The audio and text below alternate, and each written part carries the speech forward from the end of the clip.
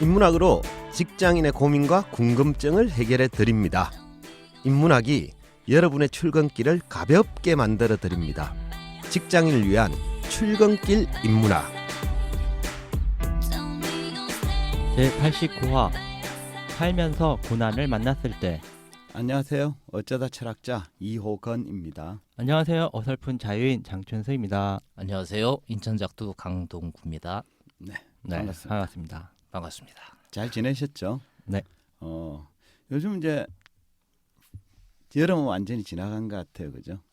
쌀쌀하죠. 예. 날씨가 막 아침 기온은 뭐 겨울 기온하고도 비슷한 것 같기도 하고 옷 입기가 제일 애매한 것 같아요. 예, 저 같은 사람이 제일 힘들어요, 사실은. 날 대신 잠자기 참 좋잖아요.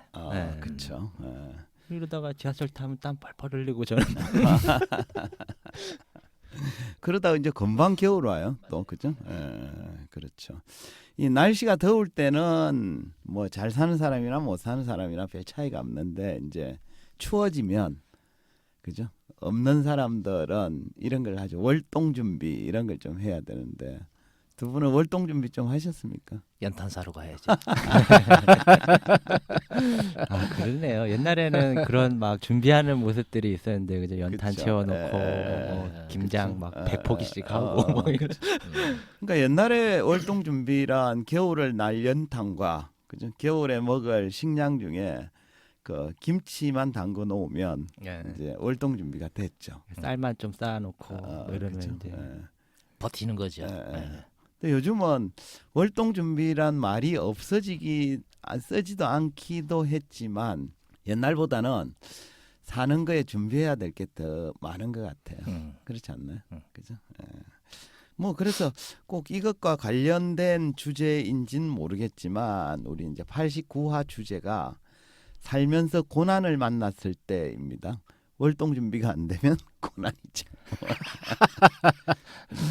예. 너무 억지스러운 거 같아요. 고난이 와서 월동 준비가 어려운 거 아니에요?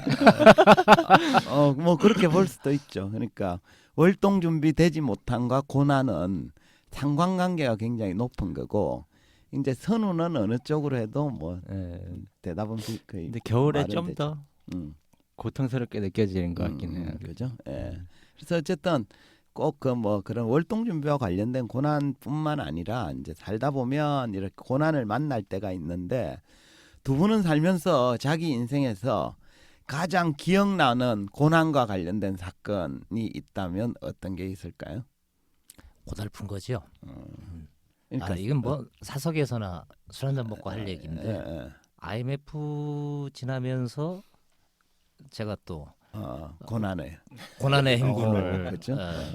보증 사건으로 뭐 집 날리고 뭐 이러는 사건도 있었고 그러더니 뭐 안 좋은 일은 또 계속 연장으로 오죠. 연장으로 온다고 뜬금없이 어나더 우먼이 한 번 내 인생에 껴들어서 아주 또 고난의 시기가 또 있었고 그리고 지금이 또 고난의 길이고 그렇죠.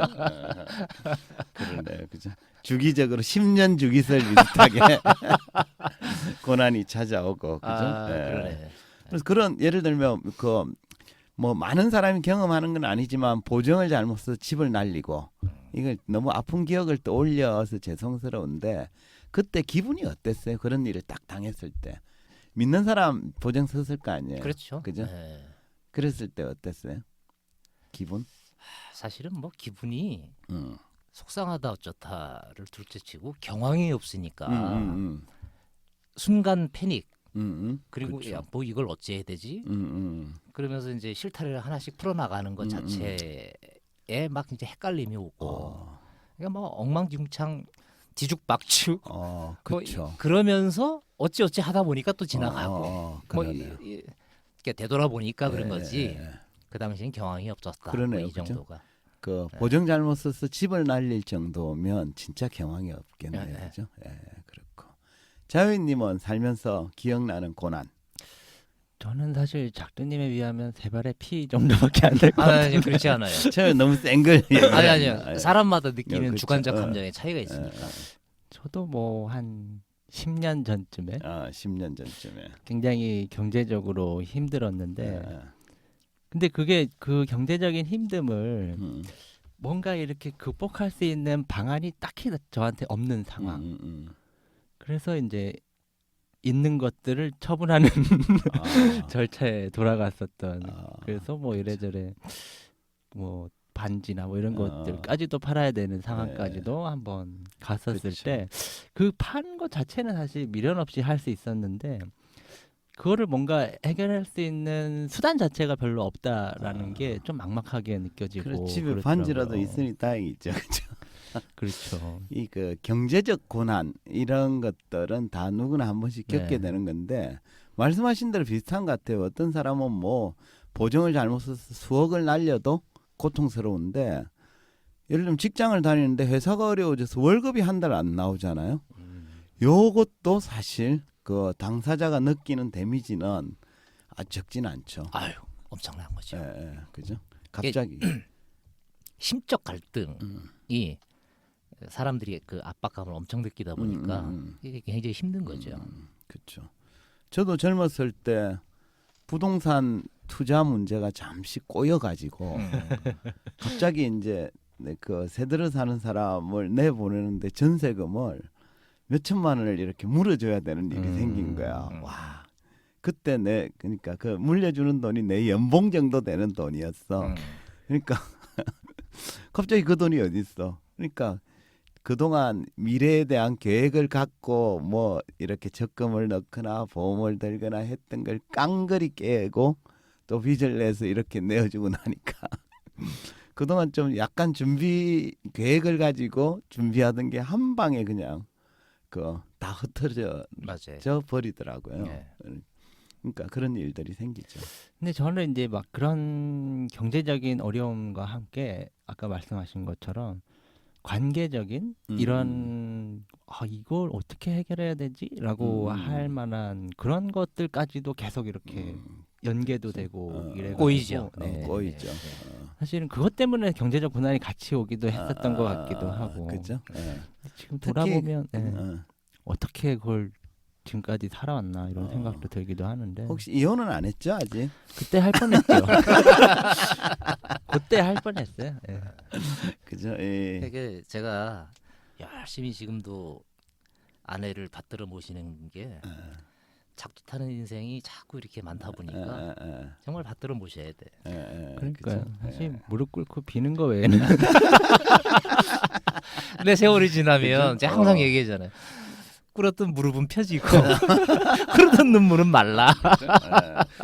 어쨌든 그죠? 네. 그런 사실 우리가 이 주제는 너무 오픈해서 얘기하기는 좀 어렵고 네. 술자리에서 얘기를 좀 친한 사이끼리만 할 수 있는 얘기인데 알게 모르게 누구나 살면서 고난을 만나고 그죠? 또 그때 어떤 행동 어떻게 대하는지 이런 것들이 자기 삶에 나머지 삶에 굉장히 중요한 영향을 미치기 때문에 이런 주제는 의미가 있는 것 같아요. 아, 이게 참 의미가 있는 게 제가 말씀드렸다시피 이게 패닉이 온다 그러잖아요. 그렇죠. 이게 뭘 어찌 해야 될지를 모르겠고 이러는 상황 속에 되돌아보면 그래도 어찌어찌 지나갔어 이거지. 그렇죠. 그래 그때 당시에는. 힘들었었던 그 내 고난을 이렇게 현명하게 내가 대처했고 이렇게 돌파했고 그렇죠. 이런 무용담 있는 인간 많지 않거든. 그렇죠, 맞습니다. 그죠. 그래서 어쨌든 오늘은 이제 이 고난에 대해서 이제 얘기를 좀 해볼 텐데요. 우리 그 주변 사람들한테 요즘 사는 게 어때 하고 물어보면 나 요즘 굉장히 잘 나가고 있어라든지 사는 게 너무 재밌어. 라고 말하는 사람은 거의 없더라고요. 그쵸? 이런 얘기하면 한 대 줘받고 그렇죠. 싶죠. 주워받거나 사기꾼이거나 뭐 이런 거죠. 그죠? 주로 뭐 얘기해 보면 뭐 하루하루 사는 게 너무 힘겹다 이렇게 얘기하는 경우가 많죠. 참 안타까운 상황일 텐데요. 이렇게 나 사는 게 너무 고통스럽다 또는 이렇게 고난에 빠져가지고 나 사는 게 너무 고통스럽다라고 말하는 가까운 사람한테 어떤 말로 위로를 해주는 게 좋을까요? 제 경험상으로 네. 뭔 얘기도 안 들어와. 아무 얘기 안 해주고 뭔 얘기도 안 예. 들어오더라고. 그것도 사실 되게 현명한 것 같아요. 어줍지 않은 위로의 말이 그죠? 오히려 뭔가의 솔루션을 네. 탁 주지 않는 한 네. 이게 값싼 위로인 것 같고 네. 뭐 이런 것 같아. 네. 그죠? 네. 뭐 그래서 뭐 아프니까 청춘이다 이런 책들이 예. 뭐 베스트셀러가 되기도 예. 했잖아요. 예. 그런데 뭐 서양에서 온 말로 치면 뭐 이런 얘기들 많이 하지 않나요? 뭐 이렇게 예. 뭐 이 또한 지나가리라 그렇죠. 뭐 이런 예. 맞습니다. 그게 어찌 보면 멘탈이 정말 강하지 않으면 예. 그렇게 생각하기 어렵거든요. 그렇죠, 예, 그렇죠. 예, 예. 근데 뭐 주로 솔루션이 없으니까 네. 이 또한 지나가리라 이러는 맞아, 거. 맞아. 아니 그러니까 지나가리라는 걸 모르는 건 아닌데 그죠. 그게 그 동안 아프니까. 그럴 땐 또 아프니까 정춘이다 이러는 거죠. 예, 중년은 원래 아픈 그런 거에 법이야. 대한 반감도 사실 또 아, 되게 예, 많죠. 그죠? 예. 맞습니다. 근데 어쨌든 좀 주로 많이 하는 게 이 또한 지나가리라 이런 것 같아요, 그죠? 아, 이게 여담인데 마포대교 예. 그 아, 네. 자살로 유명하잖아요. 예. 그래서 그 마포대교에다가 큰 여러 가지 설치를 했었어요. 그리고 뭐 유명인들의 뭐 메시지 같은 거 예. 이랬는데 더 많이 뛰어드는 거야 사람들이. 어, 그 이유 중에 하나가 예. 그런 메시지가 오히려 더 반감으로 작용이 돼서 예. 그 얘기를 들으니까 이 새끼들 니들이 나를 인생을 내가 어떻게 알아 예. 이러면서 더 빠지고 싶은 충동을 아. 만들어내기도 했었다. 그런 우스갯소리가 있잖아요. 태종대 부산 태종대가 자살로 유명해서 거기에 다시 한번 생각하세요 이렇게 팻말을 붙여놨대요. 근데 어떤 사람이 자살을 하러 딱 갔는데 죽을까 말까 하다가 아이 살아야 되겠다 이러고 딱 돌아섰대. 근데 눈에 팻말이 다 보이니까 다시 한번 생각하세요. 그래서 다시 뛰어들었다는 우스갯소리가 있긴 해요. 네. 아, 너무 슬프다, 신나게 슬퍼. 자살 얘기를 하는 거 같아요. 아 슬프다 슬퍼. 그죠? 그리고 어쨌든 그렇게 고난에 빠져서 고통스러워하는 사람한테 이런 시도 많이 쓰죠. 푸시킨의 시 들어보셨을 거예요. 삶이 그대를 속일지라도 슬퍼하거나 노하지 말라. 서름의 날을 참고 견디면 머지않아 기쁨의 날이 오리니 하고 얘기를 하기도 합니다. 또 그 동양에서는 비슷한 한자 성어가 있죠. 고진감래. 그죠? 쓴 것이 다하면 단 것이 온다. 뭐 고생 뒤에 낙이 온다 이런 뜻입니다. 그죠? 모두가 이제 고난의 시기가 끝나고 나면 즐겁고 좋은 일이 오기 마련이니까 이 고비를 좀 잘 넘기라 이렇게 위로를 해주죠. 근데 이 대목에서 이런 질문을 좀 한번 해볼 필요는 있을 것 같아요. 좀 솔직하게 생각을 해보면 푸시킨의 주장처럼 현재 삶이 막 괴롭고 고통스러운 사람도 그 순간을 참고 견디기만 하면 진짜 머지않아 고통이 사라지고 기쁨이 찾아올까요? 어떻게 보세요? 요즘에는 이제 그런 얘기들을 더 많이 공감들을 하는 것 같아요. 그러니까 사람들이 고난 때문에 괴로워하는 이유는 현재의 고난 때문이기도 한데 고난 뒤에 더 큰 고난이 기다려 있을 것 그죠? 있다라는 고진고래지 네. 고진고래. 그런 그죠? 것 때문에 더 힘들어하는 것 같아요. 그죠? 뜬금없이 드는 생각이 경기 순환 곡선 같은 거 얘기하잖아요. 그래서 뭐 이제 U자 곡선이 있고 V자 곡선이 있고 뭐 L자 곡선, L자 곡선이 있고 뭐 W, WDB 있고 네. 뭐 이런 등등 그렇죠. 얘기하는데 이건 순환이 된다는 전제 하에 예. 나오는 얘기인데 순환이 안 돼. 그렇죠. 예. 특히 인생이라는 사이클은 경제하고는 좀 틀리죠. 그죠? 그 경제는 모든 인생의 합계가 순환된다고 볼 수도 있고 뭐 그것도 해석에 불과하긴 한데 개인은 그죠? 고진감래라고 하는 말이 에브리바디에 적용이 된다면 못 견딜 사람 없을 거예요. 그죠? 그런 느낌이 좀 강한 것 같아요. 뭐랄까 경제가 어려워지면 분명히 그 어려움에 나도 영향을 받는 것 같은데 경제가 다시 활성화된다고 해서 내 네, 삶이 같이 활성화되지는 않는 것 같은. 그러니까 그런 어떤 곡선의 네. 모델처럼 뭔가 회복을 할 수 있는 고진감래의 기회가 긴 인생을 보다 보면 나타날 수도 있긴 한데 당장 처해 있을 때는 그게 안 보인다는 거. 그렇죠. 또 네, 하나는 고진감래가 반드시 잘 안 오는 것처럼 끊임없이 지옥의 나락으로 빠질 수도 있다. 그렇죠. 예. 그 실제로는 아까 말씀했지만 실제로는 뭐 그 괴로운 순간을 참고 견디면 기쁨의 날이 찾아오지 않는 경우가 더 많은 것 같아요. 왜냐 그러면 현재 고통을 아무리 견디더라도 그 고난을 불러오게 된 삶의 조건이나 상황 자체가 특별히 변하지는 않거든요. 근데 이제 어쨌든 개개인은 고통이 예전만큼 심하지는 않다라고 느낄 수 있습니다. 이건 상황이 좋아져서가 아니라 고통을 자주 겪다 보니까 내성이 생겨가지고 그럭저럭 참을 만해진 거지. 이걸 좀 기쁨이 찾아오는 신호로 해석하는 건 무리가 있는 것 같아요. 그냥 고통 하도 이제 매를 많이 맞아봐서 맷집만 좋아진 상태다. 이런 게 이렇게 보는 게 좀 더 타당할 것 같습니다. 그럴 그렇지 것 않나? 같아요. 예, 어느 순간에 이제 그러려니 예. 하는 그죠? 거지. 예. 예. 네. 그럼 조언을 하지 말아야 되나?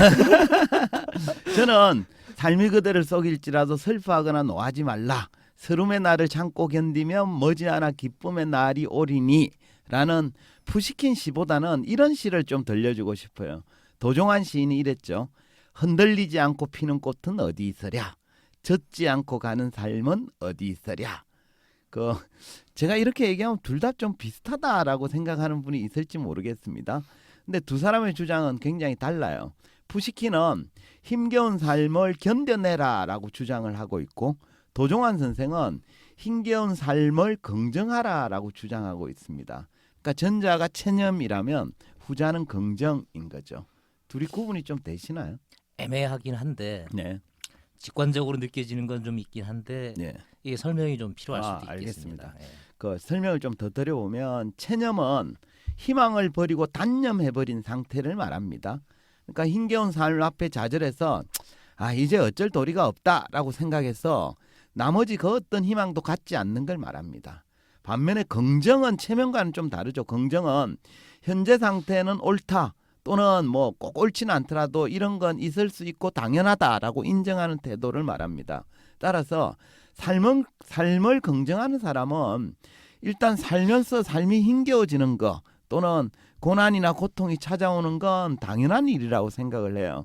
그렇기 때문에 그런 사람들은 이렇게 얘기합니다. 누구에게나 삶이 힘겨운 법이다. 그 점에 대해서는 일단 인정한다. 하지만 삶이 힘겹더라도 체념하지 말고 빛나는 미래를 만들기 위해 노력해보자. 그러니까 삶을 긍정하는 사람은 결코 절망하거나 체념하지는 않습니다. 그들에게는 오늘보다는 더 나은 미래가 기다리고 있다라고 생각하기 때문입니다. 그래서 그런 류를 생각했는지 모르지만 전국시대 사상가 중에 순자라는 분이 계신데요. 제가 순자를 좋아합니다. 순자가 한 얘기 중에 이런 얘기가 있습니다. 한번 들어보세요. 훌륭한 농부는 가뭄이 들었다 하여 농사를 그만두지 않고 훌륭한 상인은 손해가 난다 하여 장사를 그만두지 않으며 군자는 가난하다 하여 진리의 길을 포기하지 않는다. 역사는 계속된다. 그죠? 인생은 계속된다. 그러니까 포기하지 않는 거죠. 삶이 힘겨워도 그죠? 사실 아까 우리 자유인님이 얘기했지만 현대인들이 삶이 힘들다라고 느끼는 이유는 실제적 궁핍 때문인 경우는 많지 않습니다. 요즘 사람들의 그 의식주와 관련된 기본적인 삶의 조건을 비교해 보면 옛날보다는 훨씬 나아졌거든요. 요즘은 아무리 어려운 사람도 뭐 월동준비, 뭐 연탄 때문에 고민하거나 김장 때문에 고민하지는 않잖아요, 그죠? 하지만 그럼에도 불구하고 사람들이 느끼는 궁핍감이나 미래에 대한 공포 또는 불안감 이런 것들은 오히려 더 늘어났습니다. 그 결과 삶에 대한 전반적인 만족도는 과거보다 낮아진 것 같아요. 근데 왜 그렇게 됐는지 그 이유를 아십니까? 구페 씨의 행복여행. 네, 그렇죠. 거기 읽어보진 보면 않았습니다만. 네. 주인공 헥터가 정신과 의사잖아요. 여행을 떠나서 만난 사람들 중에서 나오는 얘기 중에 이제 그런 게 있어요. 현재 삶하고 원하는 삶하고의 차이. 네. 또 현재 삶하고 과거의 가장 최고의 순간이었었던 삶하고의 어떤 차이. 예. 그 다음에 이제 다른 사람하고 나하고의 차이. 네. 뭐 이런 얘기를 하는데 이게 다 연동될 것 같은데. 그렇죠. 네. 그렇죠. 네, 맞습니다. 과거보다 실질적인 삶의 조건이 나아졌음에도 불구하고 삶이 힘겹다고 느끼는 가장 큰 이유는 우리가 가진 조건을 절대적 가치가 아니라 상대적 가치로 평가하기 때문입니다. 그죠? 그래서 대체로 사람들은 자신의 지위나 재산이나 성취 등의 외형적 조건이 좋다 나쁘다 이런 걸 따질 때 주로 타인과 비교를 통해서 평가를 합니다. 그래서 그 결과 실제로는 특별히 궁핍하지 않음에도 불구하고 언제나 삶은 좀 궁핍해 보이고 현재의 위치는 초라해 보이기도 하죠. 가령 내가 그냥 30평 아파트 살 때는 별로 집이 좁은 줄도 모르고 살다가 그 70평에 사는 친구 집 다 갔다 딱 오면 갑자기 거실이 좀 좁아 보이고 이런 거랑 비슷한 이치죠. 다들 그런 경험 있으시죠? 그렇죠. 괜히 서재가 갑자기 필요한 것 같기도 하고 서재가 좀 있어야 되는 거 그죠? 아니야? 뭐 이런 생각도 하고. 그래서 너무 잘 사는 집에 와이프가 놀러 갔다 오고 나면 좀 조심해야 될 필요가 있어요. 아주 예민합니다. 그죠? 예. 근데 이런 이야기를 하고 있는 저도 사실 자주 경험하는 감정이기도 한데요. 근데 이제 우리가 잊지 말아야 될 점은 뭐냐 이러면 타인과 비교하면서 느끼는 궁핍감이 진짜 문제가 아니라는 사실이에요. 사실 우리가 다른 사람하고 어울려 살기 때문에 타인과 비교하지 않기란 매우 어렵습니다. 이때 상대적 열등감을 갖는다. 이건 인간의 본성상 어쩔 수 없는 일이기도 합니다. 하지만 여기서 진짜 중요한 점은 뭐냐 이러면 많고 적고 이게 아니라 삶을 대하는 태도와 관련돼 있는 것 같아요. 현실이 괴롭고 고통스럽다고 느낄 때 그냥 체념해버리는 사람도 있는가 하면 그럼에도 불구하고 삶을 긍정한 사람도 있거든요. 그러니까 힘겨운 삶에 대해서 체념해버리는 사람은 타인의 성공에 대해서도 그냥 단지 운이 좋거나 부모를 잘 만났기 때문이라고 말합니다. 그렇기 때문에 그런 사람들은 자기에게는 현재 상태를 변화시킬 방법이 없다고 생각해요. 그러니까 예를 들면 잘 사는 집에 살아서 그 뭐 넓은 아파트를 살게 되었다라고 판단을 하게 되면 나에게는 그런 부모가 없기 때문에 나는 넓은 아파트를 못 얻는다. 뭐 이렇게 버리고 체념해 버리는 거죠. 그러니까 좋은 운이나 잘난 부모는 노력한다고 주어질 수 없는 거다. 이렇게 생각합니다. 그렇게 되면 그 당사자가 가진 궁핍감이나 절망감은 진짜 현실로 고착해 버리고 마는 거죠. 네. 이해되시나요? 모두가 이렇게 생각하는 건 아닐 수도 있을 텐데 어쨌든 뭐 이렇게 계속 조건과 남 탓 이렇게 하다 보면 결국엔 자기 자신을 스스로 이렇게 절망감에 빠뜨리는 그렇죠. 맞습니다. 결과를 가져오는 것 같아요. 네, 반대로 네. 좀 그 하실 얘기. 저는 이 얘기가 굉장히 중요하다고 생각되는 게 저도 이제 고난 얘기를 했는데 되돌아서 생각해 보면 주어진 상황에서의 삶의 태도라고 하는 거하고 이 회복 탄력성 좋은 거하고 이 두 가지가 그렇죠. 저는 굉장히 중요한 것 같아요. 밀접하죠. 그러니까 그 조건 자체는 그죠 어쩔 수 없다라고 보는 것 또는 상대가 나보다 잘 살거나 가진 게 많거나 이런 열등감을 느끼는 건 당연한데 그 당연한 걸 이제 하고 그 다음에 삶을 전반적으로 바라보는 인생관이나 가치관 이런 것들이 중요하다는 얘기죠. 예. 그래서 반대로 힘겨운 현실을 만나도 좀 체념하지 않고 삶을 긍정하는 사람도 있습니다. 이 사람도 물론 타인의 성공이나 뭐 이런 것들을 부러워는 하죠. 하지만 성공한 사람들한테는 나름 그럴 만한 이유가 있다라고 생각을 해요. 그러니까 이런 사람들은 성공한 사람에 대해서 뭐 행운이 따랐다, 부모를 잘 만났다 이렇게 생각하지 않고 그들이 내가 모르는 남다른 노력을 기울였기 때문에 성공했다라고 생각을 합니다. 그렇기 때문에 자기도 그들만큼 노력을 기울이기만 하면 나에게도 그런 성공은 찾아올 수 있다라고 생각하는 거죠. 그들에게 그러니까 현재 고난은 미래를 향해서 자기를 내던지는 원동력이 되는 거죠. 독일 신비주의 철학자 중에 니콜라이 하르트만이라는 분이 계신데요. 이분은 이런 얘기를 합니다. 고난도 가치다. 그러니까 그들에게 고난은 현실에 안주하지 않고 새로운 미래를 향해 자기를 내던지는 긍정적인 힘으로 작용하기 때문에 오히려 가치 있는 일이자 고마운 것이 된다. 이렇게 볼 수도 있는 겁니다. 그죠? 네, 우리가 뭐 니체 씨도 뭐 이런 비슷한 얘기를 많이 그렇죠? 했었잖아요. 네. 고난이 자신을 성숙시킨다. 그래서 이렇게 딱 들었을 때 네. 그래 맞지. 좀 뭐 누구나 다 고난을 통해서 성숙해본 경험도 일정 부분 대부분 있고요. 네. 근데 그럼에도 불구하고 고난이 그렇게 가치 있으니 음. 좀 자주자주 방문해줬으면 좋겠다. 이렇게 생각하는 사람은 그쵸? 없을 것 같아요. 물론 대부분의 사람들이 고난도 가치다라고 생각하면서 고난을 당했을 때 가치 있게 느끼거나 고난이 찾아오길 바라는 사람은 없죠. 근데 그래서 교육이나 공부가 필요해요. 그 자연주의 교육을 강조했던 철학자 루소는 교육이 되게 중요하다는 거예요. 왜냐 그러면 그 교육을 통해서 강건함과 자생력을 기르면 타인과 비교를 하는 것에서 벗어날 수 있다라고 주장을 했습니다. 세네카 같은 스토아 철학자들도 철학을 공부를 하면 타인의 관점에서 자기를 바라보는 걸 좀 줄일 수 있다라는 취지의 말을 했습니다. 그러니까 뭐 공부나 철학을 한다고 해서 눈앞의 현실 그 자체가 바뀌지는 않지만 그 현실을 바라보는 관점이나 태도를 조절할 수 있기 때문에 궁극적으로 현실에 승리할 수 있다라는 논리입니다. 결국 그 철학이나 공부를 좀 많이 한 사람은 현실을 좀 잘 해석함으로써 불필요한 궁핍감 이런 데 빠지지도 않고 좀 긍정적인 삶의 태도를 갖는 데 도움이 되는 거죠. 네. 저도 이게 굉장히 동의가 되는데 고난에 닥쳤을 때 그 현실에서는 대부분의 사람들이 아예 초점을 잃어버리거나 아니면 아주 미시적인 거에 갇혀버려가지고 어떤 컨트롤을 잘 못하는 예. 이런 상황이 있는데 타고난 멘탈이 강한 사람도 있겠지만 중심이 이렇게 좀 잘 서 있는 사람 그렇죠. 이거는 성공을 보장할 수는 없는데 예. 고난을 지나가는 과정은 좀 다른 것 같아요. 그렇죠.